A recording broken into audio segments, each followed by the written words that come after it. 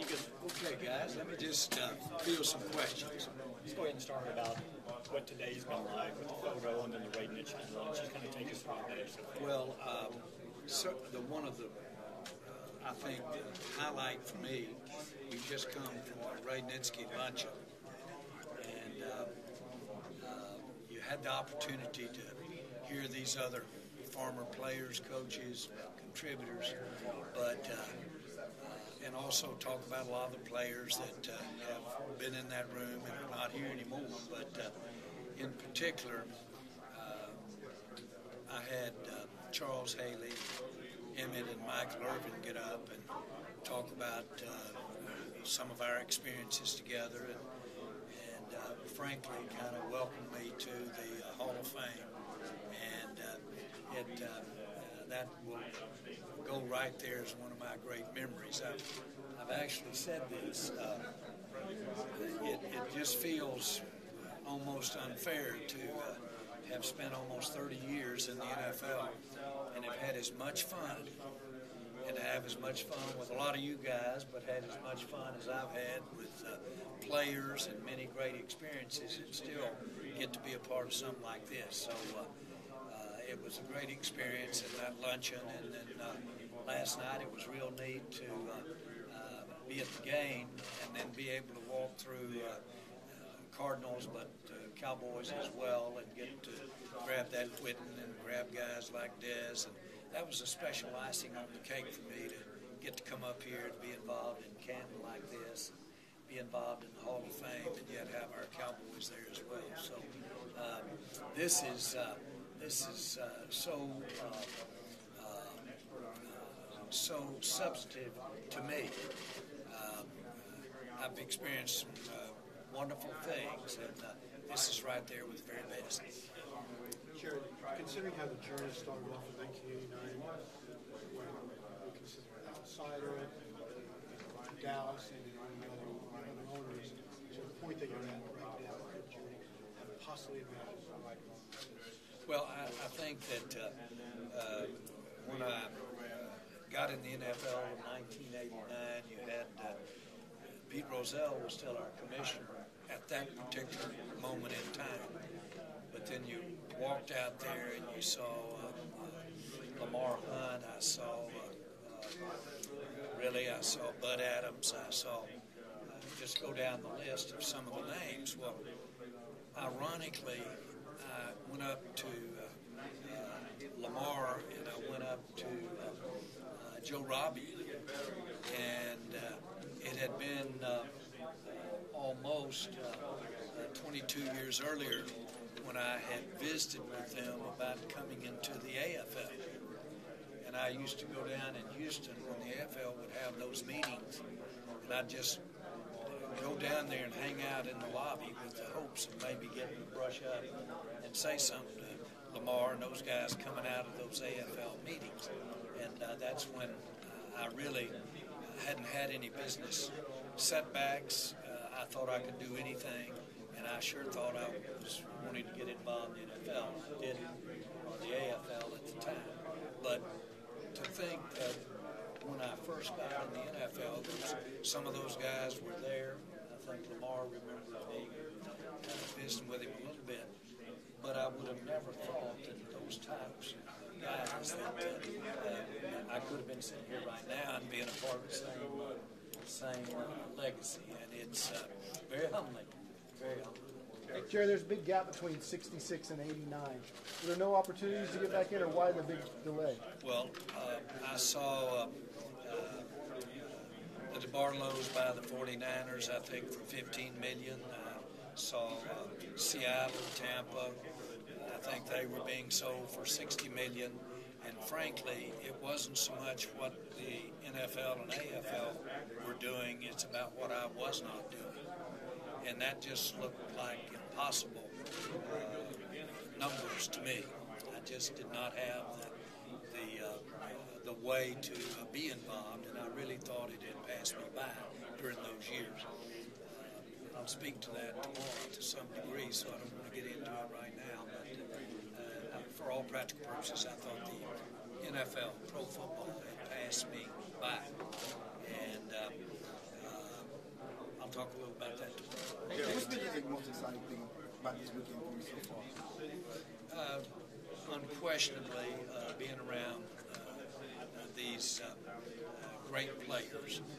My lunch today was with LT. It was with basically some of the greatest guys. I certainly sat with him, but I had the opportunity to be there with guys that the great running back from SMU, that Dickerson, that I admired so much. But we had a great lunch. But I think the most impressive thing and the most thing that has made me aware of what this is about was that Radnitsky luncheon today. Now, we've got quite a nice thing happening tonight with the gold medal jacket presentation, but this day's been pretty special. Jerry, you've been here as a presenter a few times. You've been here as a presenter. How different is it to move over from one seat from presenter to actually going in? Well, actually, for Larry Allen and Michael Irvin and Emmett Smith to have asked me to present them was equally as honoring to me, in my mind at the time,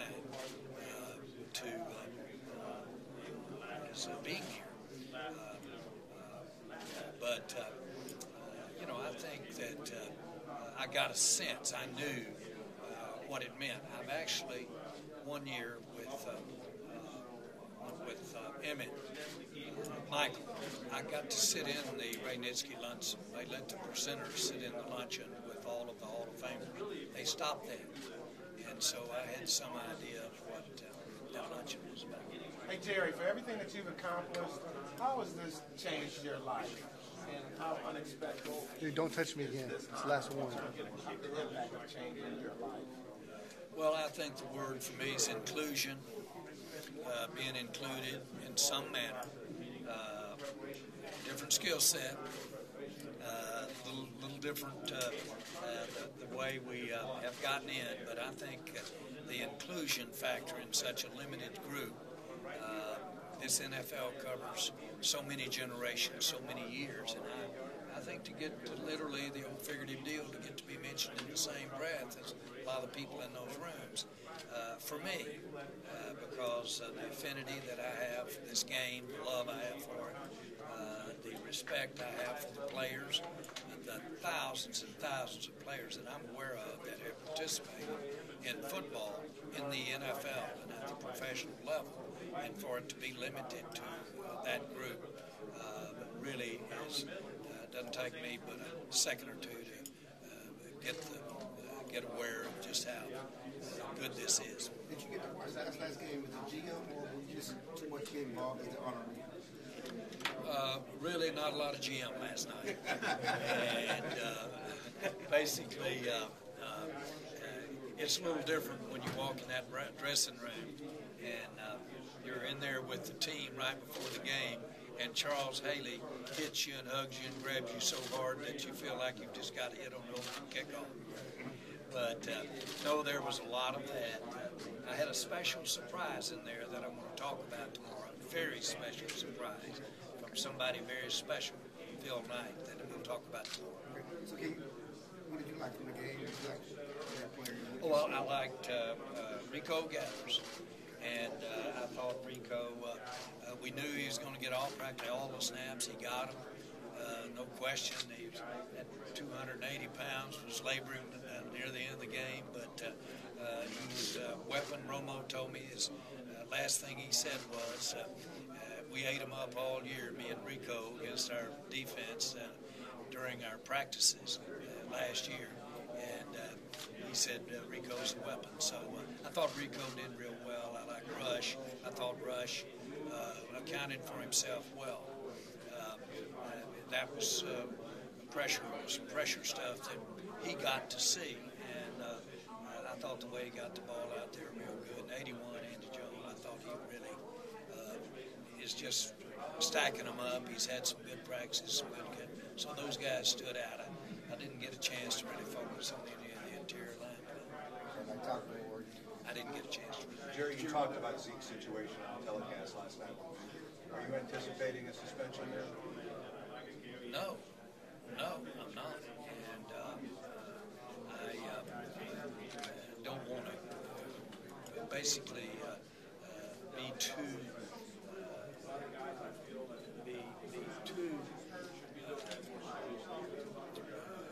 let's say proactive about how I feel, because that's not going to make any difference here at all.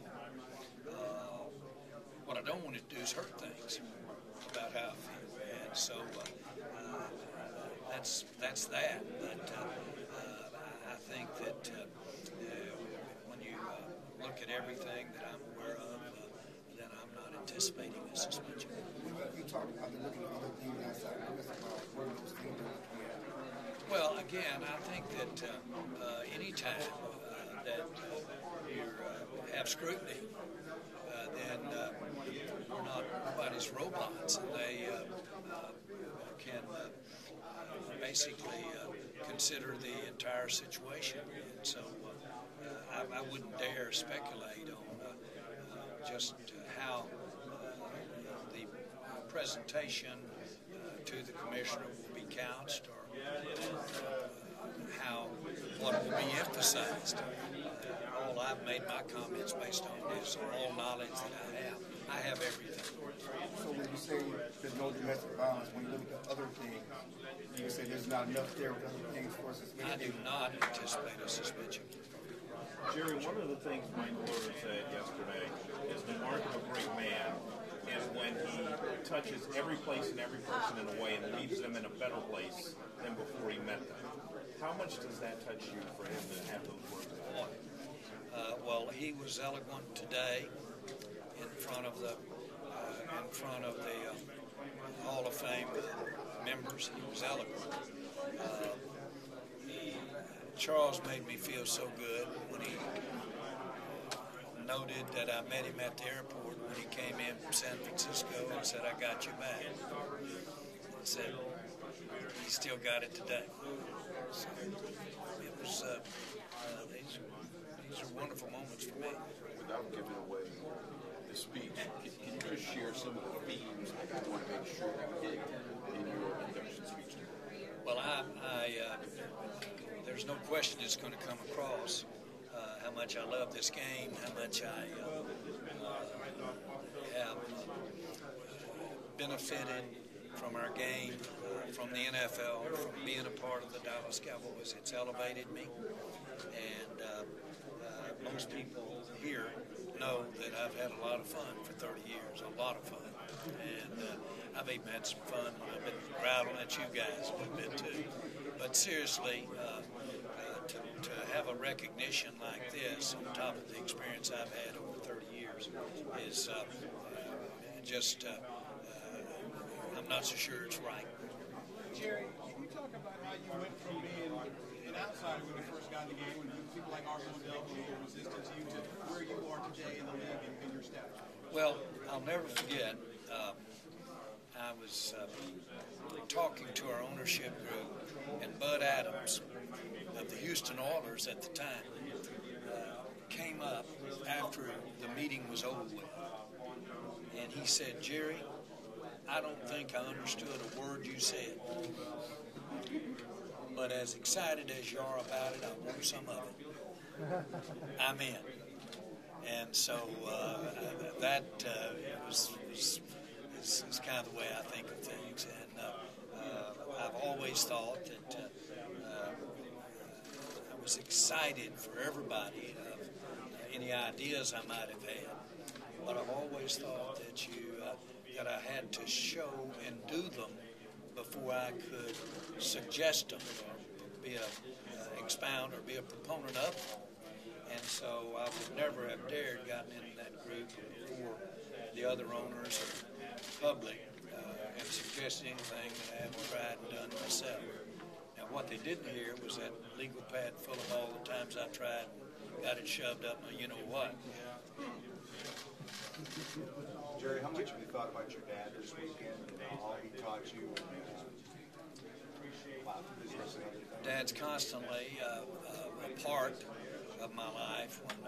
When I get dressed in the morning, have visits with him with different pictures of our periods of time in his life, and they change them out for me. And so I get to visit with him quite a bit, and he's like a brother, but a brother that could straighten me up with the right tone and the right look on his face, so the respect was there. But he had tremendous skills. He was an entrepreneur. He didn't take the risks that I've taken. He did not. He could put me to shame as a salesman, really could. And certainly when you have someone that's got your best interest at heart, those are precious people. There are not that many of them. So a parent that's involved, when they got your best interest, that's a precious asset, and I used it to the fairly well.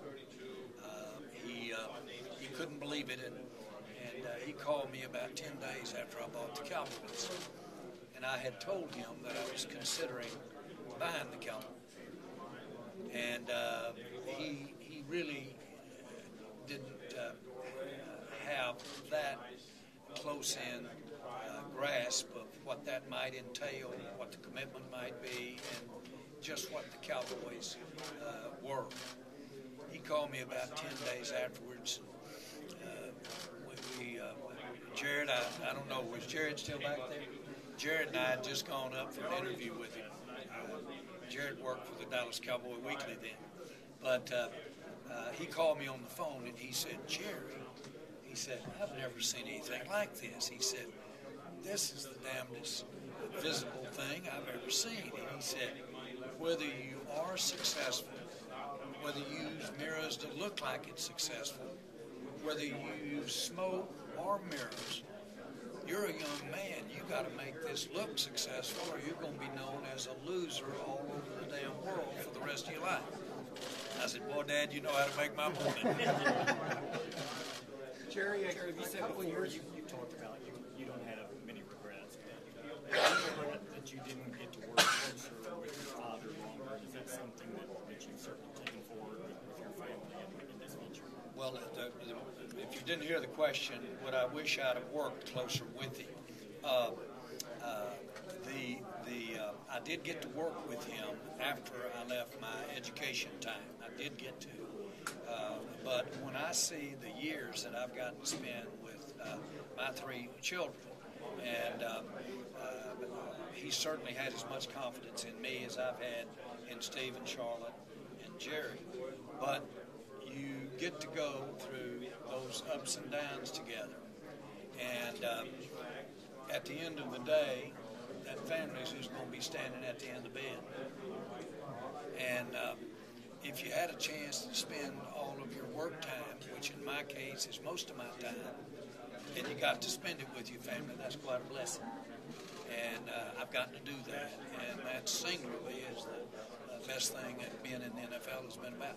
Jerry, what does it mean to share this a little bit with Jimmy since he's presenting Jason? Have you been able to speak here and talk? I did. I had a visit with Jimmy right before the Ray Nitsky luncheon. He was not coming to the luncheon, but I got to see. It was great to see. I certainly feel that this wouldn't have been possible, the Hall of Fame for me, had he not initially been the coach of the Cowboys. As you know, we've been knowing each other since he was 17 or 18 and I was 18 or 19. So we've come on. It's been a long time. I'm particularly thrilled that he's here, and we'll get to hear some of the things I've got to say about it.